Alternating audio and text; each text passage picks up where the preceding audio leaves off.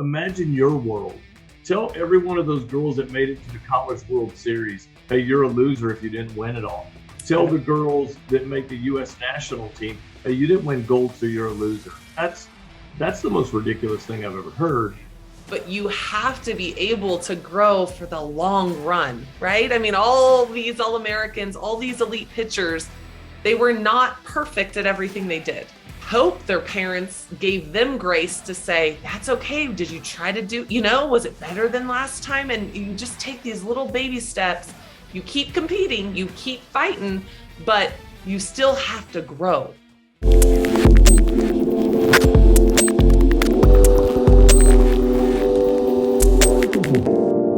Welcome to the Weekly Dose. Today we have a guest that is wonderful. I met him while coaching in high school in Austin, and his name is John Carpenter, and I'm going to tell you a couple things to get your interest. He has more than 600 head coaching wins at the 18 and under gold travel softball level, with a combined kind of 900 wins with high school and travel ball. So this guy knows how to win, and he knows what it takes to be an elite pitcher because that's who he coaches. So he's been around future All-Americans, right? He knows how to develop them. He knows the mindset that it takes. And so we're going to kind of dig in with him a little bit and kind of feel him out, right? Like get some advice, get some tips that he can tell us so it can help obviously your daughters.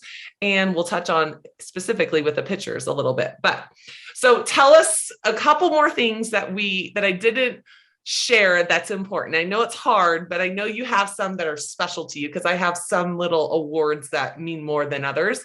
So other than the wins, what do you got for me? Yeah, the wins, that honestly always makes me uncomfortable. For me, the joys. So I've coached in 4 18U national championship games. We're 1 and 3, but that's not what's important. We got there. But we've coached in 4 of those. But for me, I've coached in 3 high school state Final Fours, which to me is a really big deal because it's a completely different environment and set of student athletes. And where, on the gold side, it's like driving a Tesla, Lamborghini, whatever you want, Maserati, just don't wreck it. Whereas in high school, especially in Texas private high school, it's true player development oftentimes from the bedrock up. So, those high school wins are kind of a big deal. I'm extremely proud. My high school team has been great. I don't accept compliments very well, but they made a big deal about 300 wins. But the reality is I'm most excited that they're all at one high school because that means the world to me. I'm going into my 20th year at Hyde Park, and that's a really big deal for me. Right. Which is loyalty and tradition and things that I think some of this younger generation and playing in these travel balls where it's so easy to just kind of go to the next bigger thing. Right. And I feel like that's probably why you are special and people know that and feel that around you is because it is something that isn't common anymore. Right. And to know that it's more than just those, it's like you're genuine and authentic and you really want what's right and you're going to do it the right way, right? You're not searching as well. So. Oh, I think, and this would probably lead down a different topic, but I think that we get so consumed by the word winning or win that we oftentimes forget to do what it takes to win. And so it's funny. I love that you work with pitchers and all that. And I'm reminded of a time where we were in Orlando and we had just given up the ball's still going. I mean, it was the longest home run I've ever seen. Yeah. And this is a kid that's going to go, let me see, definitely Power 5. And yet I walked out there, I said, that ball went a long ways. And I said, you know what? Nobody cares. I said, you know what matters is your next pitch. Right. And I think so often I see coaches, parents, they lose their minds, in even pitchers, in 30 seconds And yet that game ended up 6-1. It was the solo bomb in the first inning is all she gave up. We won the game 6-1. And I'm convinced because you put her in a position of going, who cares? It's the next pitch. Move on. Well, I think working at the college level now, it is very outcome oriented. And, you know, I talk in the dugout a lot about the hitters of just, you would feel good about getting a crap hit, but it's labeled a hit. You would still feel good. And they're like, well, it is a hit. And that's what coach wants us is to get hits. And it's like, right. You can't control. And I tell my pitchers all the time, one gave up a home run in the first inning. It was a changeup. And she immediately looked at me and she was like, it was so low. and I said, was it a good pitch? And she's like, yeah. And I'm like, who cares? They got a home run. I mean, that's what's going to happen. Sometimes the batters are going to just be better, or they're going to be looking the right thing, or right. We can't control what other people do, especially in this game. So we just have to do the best that we can and prepare ourselves for the battles. And then sometimes that happens. But they're so outcome. There's like, oh my gosh, my stats, my ERA just went up. It's like, oh my gosh, I'm going to kill these girls, right? Yeah. Go out there and compete and walk away when you're done. And are you proud of yourself and that moment of, the tough situations and the successes, and she's smiling and right? Like, don't worry about those little numbers. But I think it starts with the parents too, right? They have to help train that mind. Yeah, it's I'm trying to be careful how I say it. It's kind of a sad world we live in, because we live in a world, I heard it again today. If you're not the winner, then you're the first loser. And imagine I got a shirt back in the 90s that said that, a Nike shirt. Imagine your world. Tell every one of those girls that made it to the College World Series, hey, you're a loser if you didn't win it all. Tell the girls that make the U.S. national team, hey, you didn't win gold, so you're a loser. That's the most ridiculous thing I've ever heard. Right. Even though I understand everybody wants the gold, everybody wants the national championship, completely understand that. But at the end of the day, we're developing players, but more importantly, we're developing people.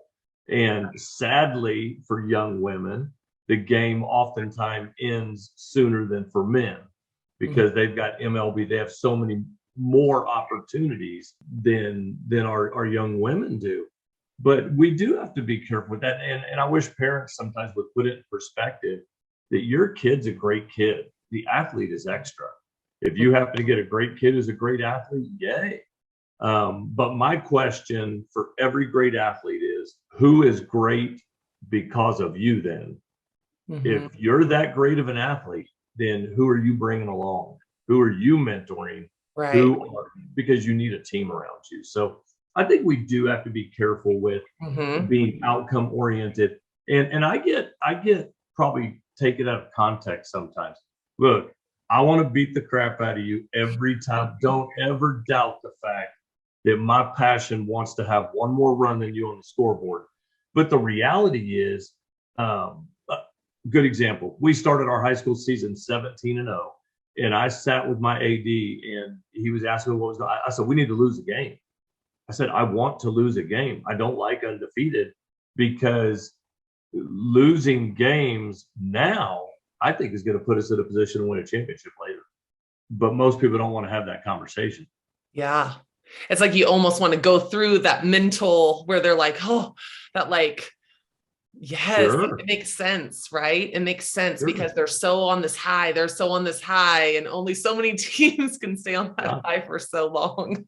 Yeah, but it's fun quick fact. So I was at Austin Westlake football from 09 to 13, and in 09 we had started the season out, I think 2-2, but we had just lost a game to Bowie, and I gave my team talk always on Thursday, and I asked them. I said, if I told you that we were going to get beat by Bowie, but you were going to play for a state championship versus going undefeated and not making, what would you take?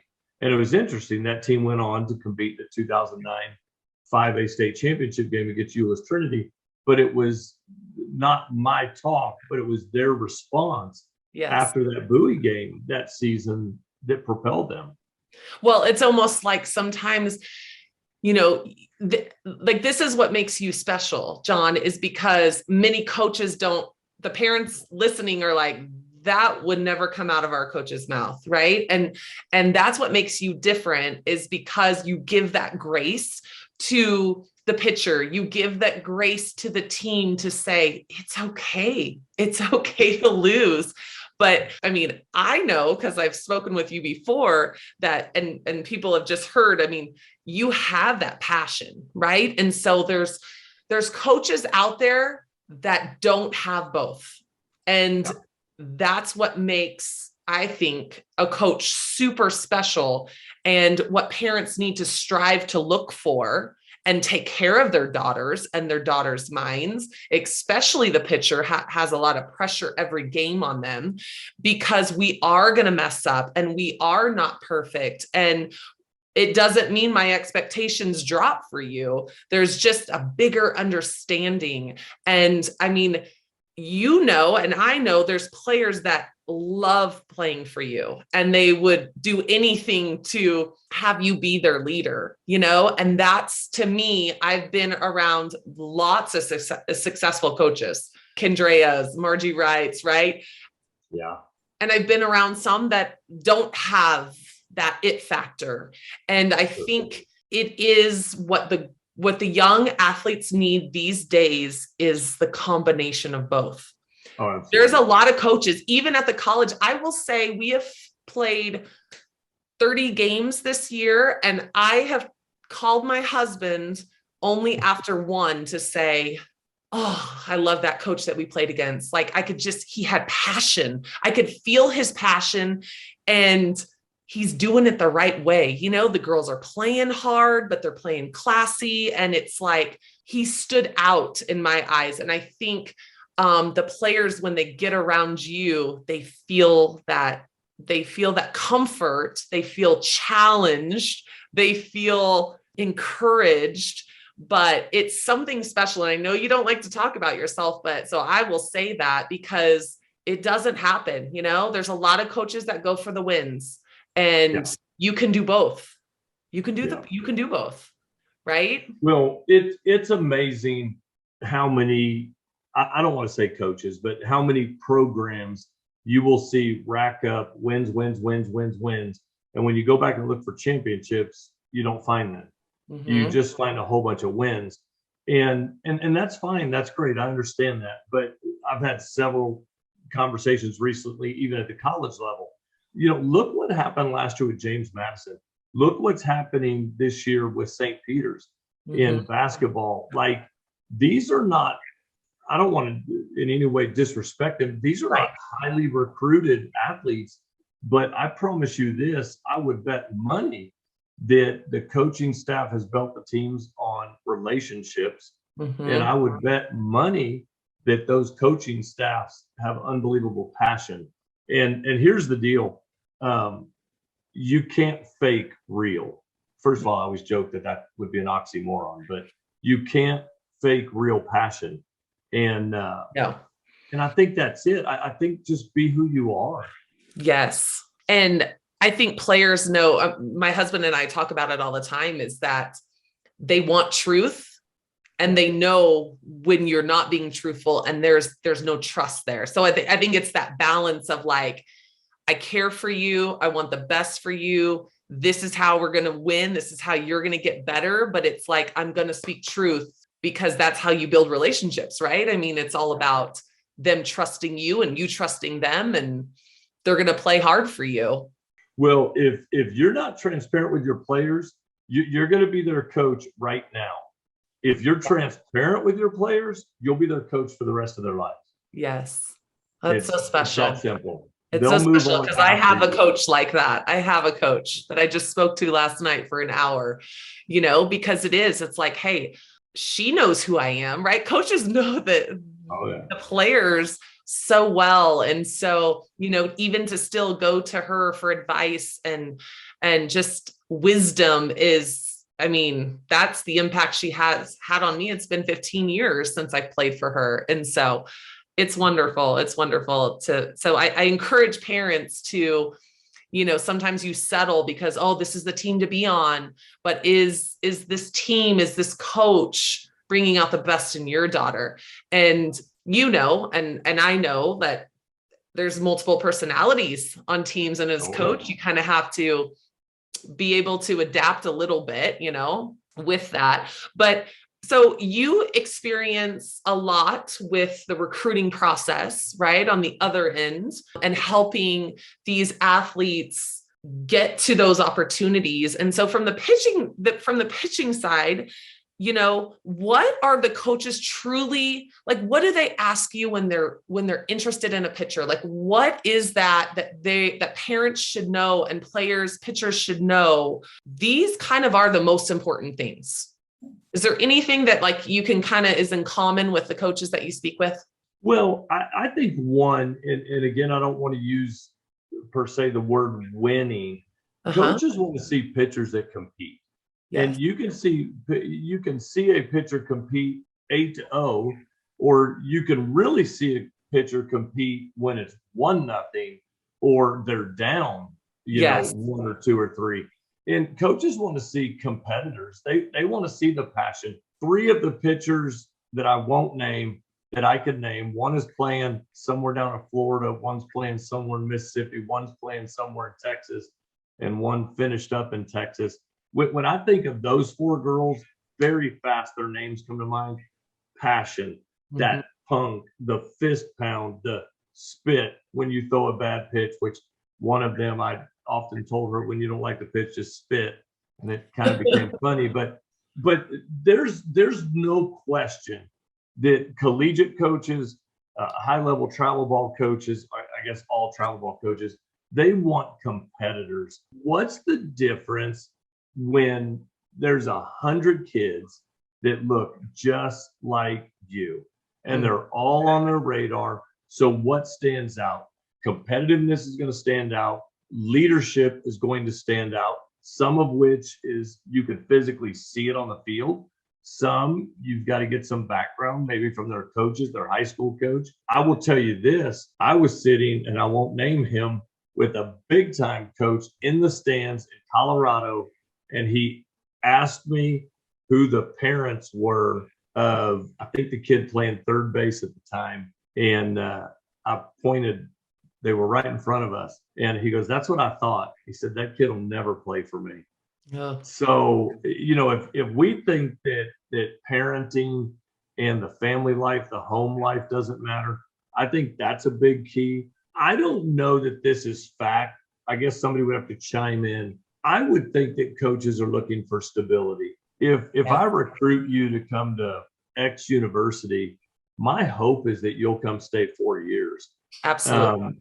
And this is just a personal thing. If I see that you've bounced around all over, my feeling is, especially with the transfer portal now, are you going to show up? And if you're not happy, are you going to be gone? So I would think some consistency. But for me, I think number one is that fight, that passion, that the visible competitor. Jesse Warren making that play, you freaking see the passion. I mean, she teared up. Like, I don't think it was just about the play she made for Florida State. It was, man, I just rocked my whole team. It's like, right, jump on my back. I got you. And in the circle, that's a must. It's 16 feet of lonely space. Right. And you throw a bad pitch, or like you were saying, sometimes as a pitcher, you've got to learn to tip your hat. Right. You did exact. And you know what? She just got the barrel on it. Right. The reverse is true of hitters. I see coaches swing away, swing away, swing away. Well, I'm going to tell you what, when Barnhill throws 9 straight strikeouts, I'm going to make her butt move. We're going to drop the ball down and she's going to have to field it because she's sitting in her lazy boy recliner and we're just feeding her strikeouts. That's not going to happen on my team. But that's a long answer to, if I'm looking competitive, I want competitive. Absolutely. And going with some of those examples, I mean, I remember when I was playing and being recruited, Candrea asked if he could just sit down by the dugout a little bit. Would that bother Jamie if I was kind of, and they're like, she won't even notice you're there, and it was true. I didn't even notice that until after the game. They told me. Another instance was I was one of the college coaches that I wanted to have some interest there. They were watching and I was so upset. I think I gave up like a double and then they might've bunted her over to third. And I'm thinking, oh my gosh, not right now, and later I was telling her, I was like, oh my goodness, like you came at the worst time. I had a runner at third. And she's like, but that's what I want to see. I wanted to see you get out of it. Right. And that, can you compete when times are tough? Everybody knows the great pitchers are good when it's good, but who can overcome at the toughest moments for your team, right? Who is the gamer when it's hard? That's what colleges look for in my mind. Anybody can throw a drop ball. How do they throw it in the game, right? I would love the stat on fill in who you want. Yeah, I'm kind of partial to Cat. Name some of the greatest pitchers throughout. Heck, go back to Connie Clark. There's right. A name. I would like to know what their won-loss records were in one-run games decided by one run. Right. That would be an interesting stat as what's your won-loss record, but what is it in games that were decided by one run?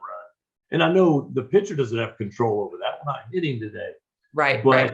It gets pretty tight when it's 1-1. You got a runner on third and no outs. Yeah. And you're in the circle. Yeah. That's what I'd want to see.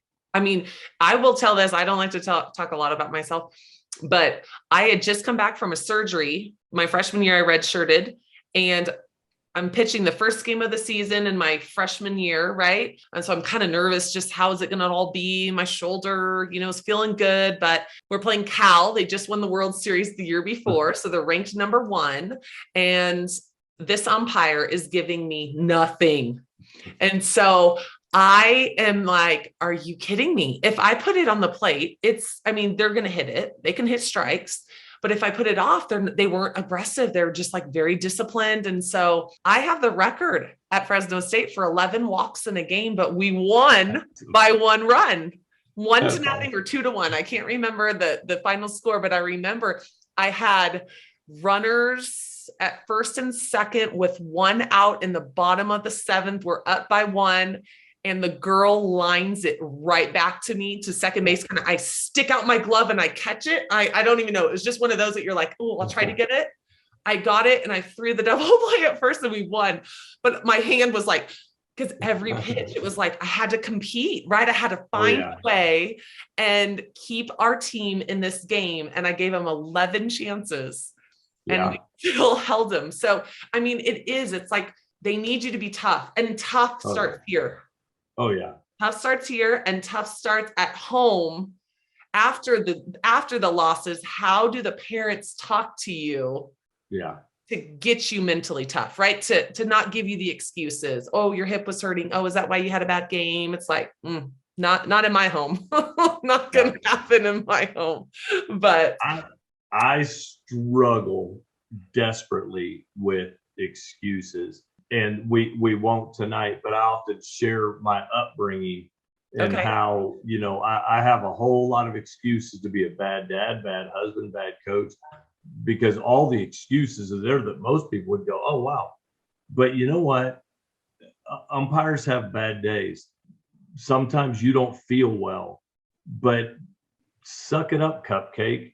That's what I used to tell Missy and some of the kids that played for me, is that sometimes you don't feel great, but greatness isn't a feeling. Greatness is a thing. And great athletes don't always feel great. And so how do you get yourself in a place where you go, no, I am awesome? And it's funny, I'm not promoting because nobody needs to buy them, but I made a shirt that just says, I believe in you. Mm-hmm. And I tell the story that it's cool if I see you wearing that walking down the street, I'm thinking, hey, I believe in you. So, but the power of that shirt is when you wear it standing in front of the mirror. Mm-hmm. Because when that becomes true, wow, greatness is in, I think, every one of us. What that looks like, you can be a great pianist, you can be a great pitcher, you can be a great coach. It's in there. Our job as coaches is to reveal the greatness. And so much of it comes with mindset, because these poor kids, they're taught, if you have a leadoff walk, you're not good. If you give up a home run, you're not good. That's ludicrous. The best in the game give up home runs and walk people. And we can't, you have to find a way to navigate the pressure. And I tell people all that I smile a lot. I have all the smile wrinkles to prove it. Some of those smiles are fake. It's the way that I process tension. I think a lot of cuss words. I don't say many, if any, ever. I feel the burn of, I'm really mad we just kicked the ball at shortstop. Right. But also know this, and you know what? This comes from Sue Enquist, who she knows a thing or two about winning. She said, we put so much pressure on our kids to win that they're under so much pressure, they can't even play the game. And I'm paraphrasing her quote, but they can't even play the game. I coached a team. We scored 85% of our 18U goal level. Something like 85% of our runs were scored in the fifth, sixth, and seventh inning. Wow. We were behind the year we won the national championship. We were behind in the quarters, the semis, and the national championship game. All three games, we were not leading in the fourth inning. And we won all three games. And I honestly believe that was the outcome of months, and in that team's case, a couple years of preparation, of losing a game in Reno and go, that we're not playing to win a pool, and we're playing for a national championship. And we lose our minds in pool games, practice games, and we don't stay focused on what we're really trying to accomplish. All Americans have bad games on their resume. It's just true. They just overcome them. And that's why they're all Americans. Yes. And I think that's so good. What you just said is like, for the pool games, from the pitching standpoint, it's like, you're going to fail throwing your rise ball for the first month, right? It's going to get flat. It's going to get rocked, but you have to be able to grow for the long run, right? I mean, all these All-Americans, all these elite pitchers, they were not perfect at everything they did. Yeah. Right. And you, I think, hope their parents gave them grace to say, that's okay. Did you try to do, was it better than last time? And you just take these little baby steps. You keep competing, you keep fighting, but you still have to grow.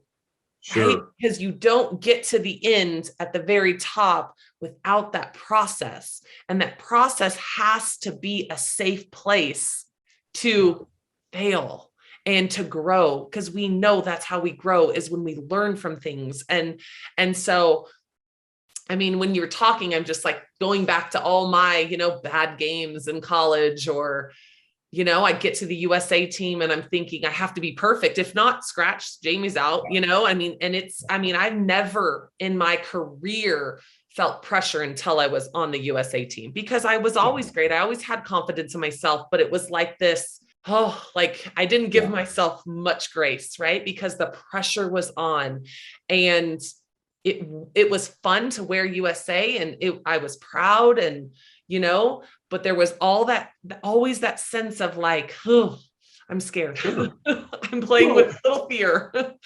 Whether it's the U.S. national team, whether it's upper level travel ball, or in college, you are running with giants. Your coaches have recruited the very best from all over the country. And now, we often think about high school. You're the star. You are the star on your high school ball team. By the time you get to Florida, by the time you get to Texas, by the time you get to Alabama, by the time you get to Oklahoma, everybody is a giant. Right. Everybody they were all MVPs back in high school.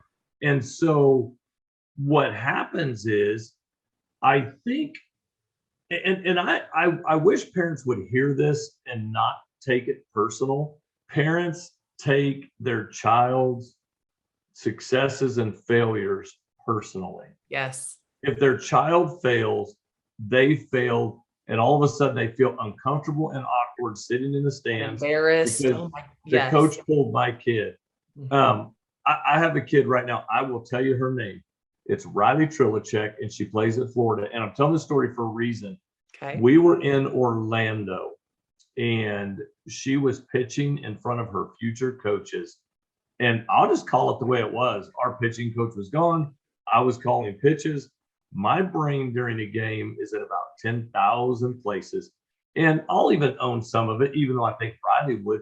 I think she got beat, as I recall, like 11-1 in front of her future Florida coaches. Right. She goes to Florida and throws a no-hitter in her first game. Wow.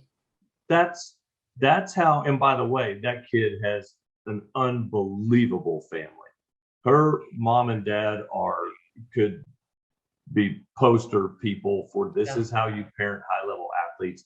And they have a son, I think, that's just about as successful as Riley.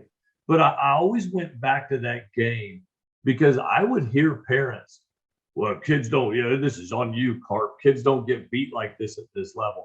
Well, ask Florida about having 22 put on them in the College World Series. Like, it happens everywhere to every athlete. At some point, you got to learn to laugh. And boy, I could feel it. One of these days we get on here, I'll tell you about my most passionate post-game speech in Reno after a loss.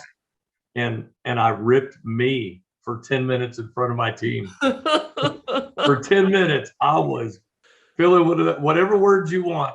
I was that mad because I made a couple of the worst coaching, and I was for 10 minutes in front of them. But I'm sure the girls gave you grace and were like, it's okay. Right? Yep. Absolutely. I mean, I'll tell you this though, at the end of that speech, so it was at Triple Crown USA in 2015. And in that speech, I told them that we would come back next year and win it all. And in 2016 at Triple Crown Nationals, we won it all in New York. Yeah. And I don't think it's because of that speech. I think it's because that group understood before we graduate, we're going to do something special. It wasn't our day, but it's going to be our day if we don't give up. Yes. Oh my goodness. John, thank you so much for all. I just want to go play again. I'm always like, every time I talk to you, I'm like, oh my gosh, I just feel it. Give me the ball. Give me the ball. Give me some ice packs too, but I would be a little sore. But thank you so much for bringing your advice and your tips, I think mainly to parents and also the younger athlete, right? Of how to give themselves grace. And I think it's not a common thing for these young athletes to be okay. Because I've had conversations with some that are like, well, then I'm lowering my standard if I'm okay with that. And it's like, oh, right. That's a whole nother topic, because there has to be that balance of acceptance and learning and all that. So, but I think that whoever is listening definitely got a little bit wide-eyed, and I think hopefully they can look themselves in the mirror and if it's a parent to say, I got to be better. I got to do this, Sure. And I would say this, and this is for the parents and the coach, accept moments, good or bad ones. Don't accept habits. Yeah. Accept a moment. Don't accept a bad habit. Yeah. If it becomes a habit, we have to fix that. If it's a moment, good ones happen and then fade, and bad ones happen and fade. Right. And so a lot to be said, but but that's the game of softball, right? I mean, oh yeah, that's how it goes. And so hopefully you have more on the upside and little few on the downside that we can learn from and bounce back. So thank you again. And we are going to definitely have you on later to talk about that win the moment behind you. And so that's a whole nother side to you that, that they don't even know what you have to offer, right? You're already probably like, oh my gosh, where's this John coach? I want to be there. Yeah. But wait till they hear about Win the Moment. And so thanks again. And if we have any comments or questions that come with this show, we will for sure let you know. But where can they find, I know Win the Moment's down in a month or two, but where can they go to learn more about this? Well, we have the website, winthemoment1.com. Honestly, most of our traffic is on the Facebook page. Cool. And it's just Win the Moment with the number 1. That's where most of I get messages almost daily there. Yeah, and Google it. It pops up fairly quick, which is kind of cool. Awesome. So. All righty. You're awesome, Jamie. John. Okay. Take care. Bye.